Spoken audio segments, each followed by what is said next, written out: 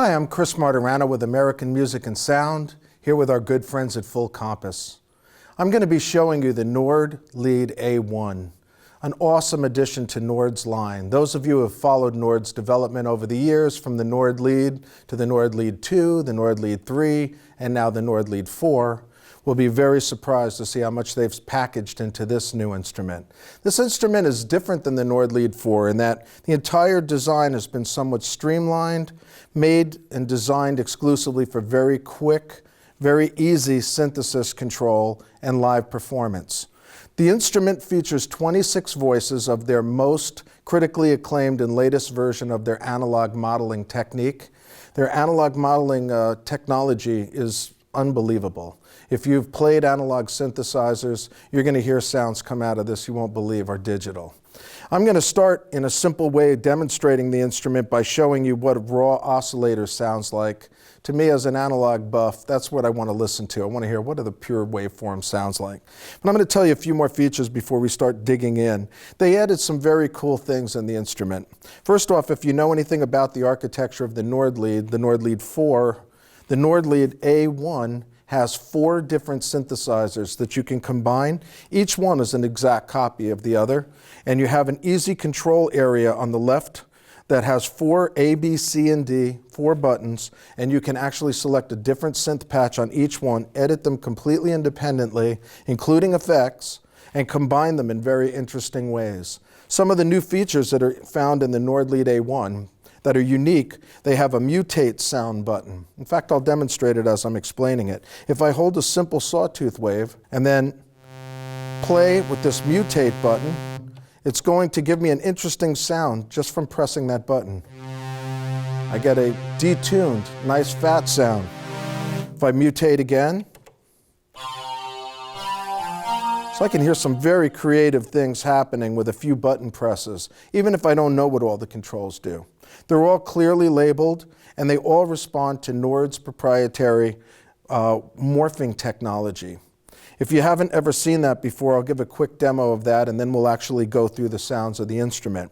To morph anything, whatever parameter you wish to morph, and you can morph multiples from a single control, you start with an adjustment to the control to set it where you like it as a starting point. In this case, I'll use the filter. I'll make the sound dull. I'll double button press the morph button. That's going to assign it to the wheel, it tells me, even in the silk screen. And then I'm going to push the wheel forward and adjust the control to hear what I like. That's as bright as I like it. One more press of the morph wheel button, and now I've assigned that control to open the filter. If I want to do more interesting things, maybe I want to add an LFO to the filter. So I'll add a certain LFO. And maybe I'll change the speed even. So now, so you get the idea. It's very simple to assign multiple controls to a single control source. Very, very powerful for live performance. Now let's dig in and listen to the raw sawtooth wave.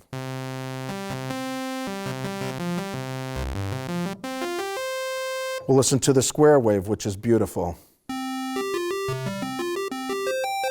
A great test of any digital instrument claiming to do analog is to put the pitch very high up and play high notes and listen for any kind of whistling or noise called aliasing. Nord is very, very clean. Another example of just showing off how analog this instrument is, I'll put it in mono mode and use glide, and we'll hear how smooth the glide is. No zippering effect.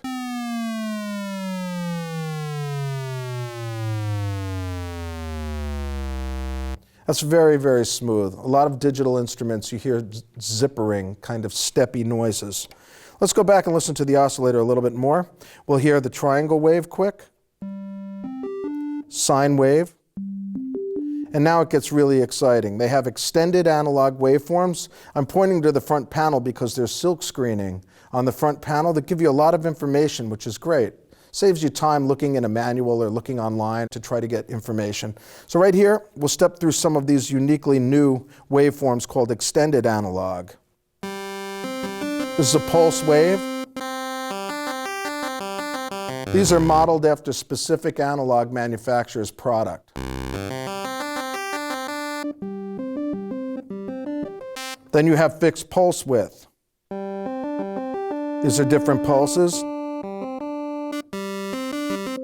And then you move into these really cool waveforms that they even give you names for. For example, this would be organ.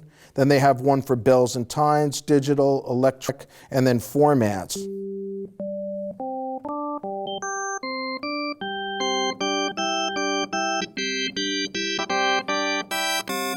And finally, we'll come into FM and also some amplitude modulated sounds.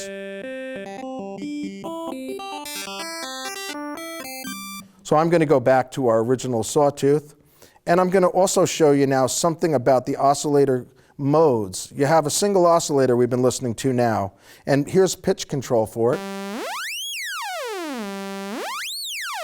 You can hear how smooth that is as well. I'm going to select shaping as another configuration, and now I can shape the oscillator. I can also select sync. Again, I can modulate all of these. The sync, I can modulate the sweep. Here's combining noise with the oscillator. This is a white noise. And then we get to detuning. This is where we can really build the analog types sounds. We get to finally multiple tonalities out of two oscillators that are tuned into intervals. These are octave, triangles, sawtooths. You can hear there's a lot of sonic material to work from. So let's dig in and look at really what do you do with this now. Now we're going to listen to the filter section, which to me is a giveaway also, whether the instrument's digital or really analog. Besides the 12 and 24 dB or 2-pole and 4-pole low-pass resonant filters, you have a ladder filter modeled after the Mini. You also have a TB filter modeled after a TB product made by a certain Japanese manufacturer. You also have a bandpass and a high-pass filter with keyboard tracking, set up very much like the Mini, where you have 1/3, 2/3, and an octave in terms of tracking. So we'll go back and listen to the resonant filter.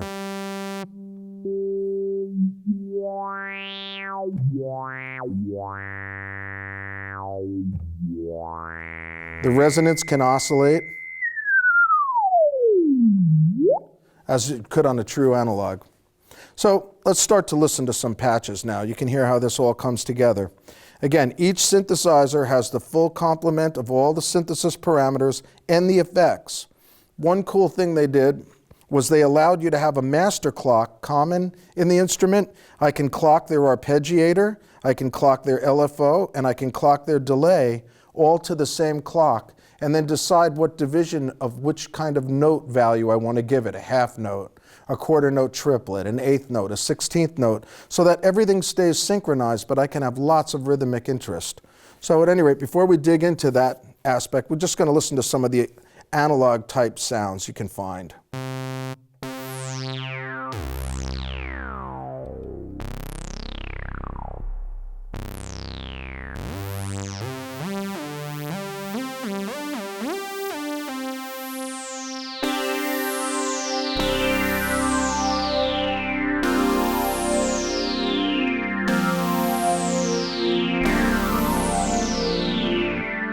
Controls for release, I can immediately shorten the release, change the decay time for the filter. All the controls are beautifully labeled. If you know analog instruments at all, you're going to find this really quick to operate. So I'm just going to build something very interesting from scratch, and you'll see how the instrument works. And we'll use that as a concluding place. One last thing I need to point out as a feature is they have a like button. And what this is taking snapshots of the panel during a patch development. As you know, if you've worked with a DAW, you can have multiple undos, so that if you've taken multiple takes, you can kind of find the take you like. In here, they've used that kind of concept for patch development. So if I start with a raw sawtooth, and I assign that to my like button, and now I make a change to it, and I assign that to my like button, and then I do something like wobble it, and I assign that to my like button, it's now really easy for me to step through and hear those iterations. I get, there's up to 50 steps in the like process. And as I'm working, if I save the program, those like variations will be saved. They will not be saved across power cycles. So if you shut your unit off, the idea is as you're building your patch, you can always step back and hear an earlier version if you liked it, rather than simply compare. So this is a really great working situation. So let's make something really quick here from scratch. Starting with a sawtooth, I'll describe what I'm doing. I'm going to detune it. I'm going to put an arpeggiator on it right now. I'm going to clock that to the master clock, and I'm going to make it go up and down 2 octaves in a random method rather than just up-down. Okay? I'm going to decide that I want that to be 16th notes. I'm going to start to play with the filter, and I'm going to adjust the decay of the amplifier. Now I'm going to put it into a reverb. I'm going to start to add a delay now. And the delay I want to clock also to the master clock. And I'll set that to 8th notes. In fact, I'll go to something more interesting.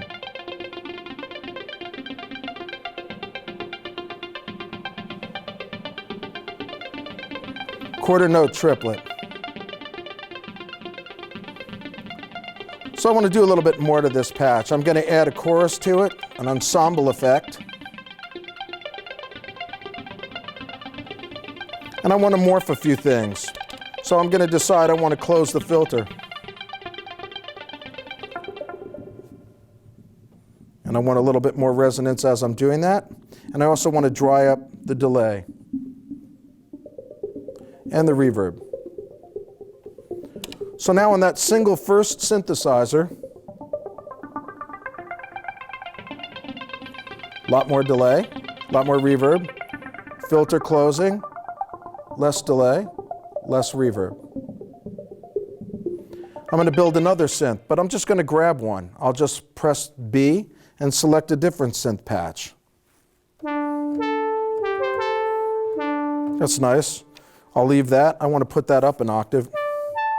And I want vibrato on the mod wheel. Good, then I'll go to 3, my third synth, and pick something else. I'll keep that, that's fine. I want that quieter.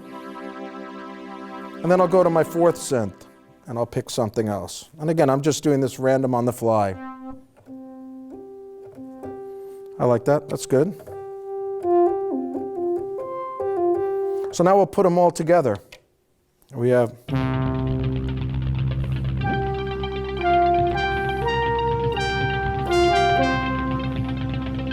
this second synth that I have here. I'm going to solo by double button pressing. I want this down an octave. So I have some bass and I don't want it to decay so quickly. So slow that down. I'll put a little more reverb on it. And now we have the final patch.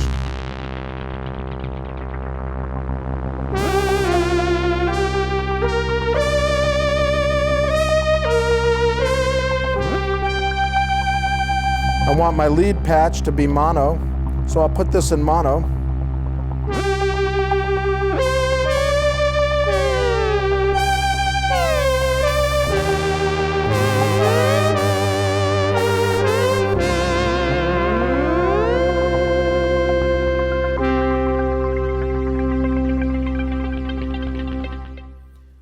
There's a little example of real-time synthesis, the Nord Lead A1, also made in a rack module. Thanks again for watching. I'm Chris Martirano.